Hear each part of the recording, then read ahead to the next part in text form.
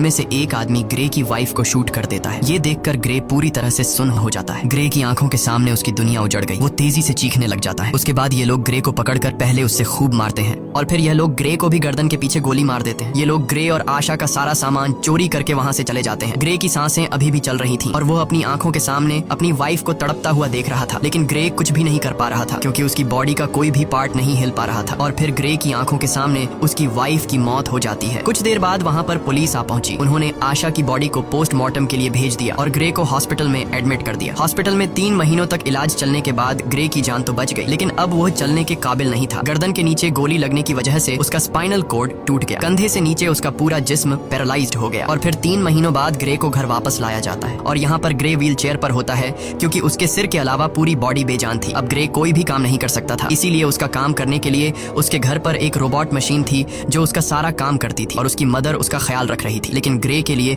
अब जिंदगी बोझ बन चुकी थी। उन 4 किलर्स ने न सिर्फ उसकी वाइफ को मार डाला बल्कि उसकी जिंदगी उजाड़ दी। वो बदले की आग में जल रहा था। बस ग्रे के पास एक ही उम्मीद बची थी जिसके सहारे वो जी रहा था। वो अपनी वाइफ के किलर्स को जल्द से जल्द जेल की सलाखों के पीछे देखना चाहता था, इसीलिए वो पुलिस स्टेशन जाता है। पुलिस स्टेशन में ग्रे उनसे अपनी वाइफ के किलर्स के बारे में पूछता है तो वो डिटेक्टिव कहती है कि इनमें से अभी तक किसी का भी पता नहीं चल पाया। वहाँ हमारे पुलिस का ड्रोन कैमरा तो मौजूद था, लेकिन फुटेज धुंधली थी जिससे कातिलों का पता नहीं चल पा रहा है और पुलिस अब और इन्वेस्टिगेशन कर रही है। हम बहुत जल्द उन्हें ढूंढ लेंगे। तब ग्रे ये सुनकर काफी ज्यादा डिसअपॉइंट हो जाता है क्योंकि काफी टाइम से ग्रे पुलिस से बस यही सुनता आ रहा था कि हम इन्वेस्टिगेशन कर रहे हैं। अब ग्रे पूरी तरह से हिम्मत हार चुका था और वो इस तरह से जीना भी नहीं चाहता था क्योंकि उसकी जो उम्मीद थी अपनी वाइफ के कातिलों को जेल की सलाखों के पीछे देखने की, उससे वो अधूरी नजर आने लगी। ग्रे को समझ आ गया था कि पुलिस उन 4 कातिलों को कभी नहीं पकड़ पाएगी, इसीलिए अब वो खुद को मारने की सोचने लगा। ग्रे वहाँ पर मौजूद रोबोट मशीन की मदद से मेडिसिन का ओवरडोज ले लेता है जिससे वो बेहोश हो गया। अच्छी बात यह थी कि उसके घर पर लगे AI सिस्टम ने वक्त पर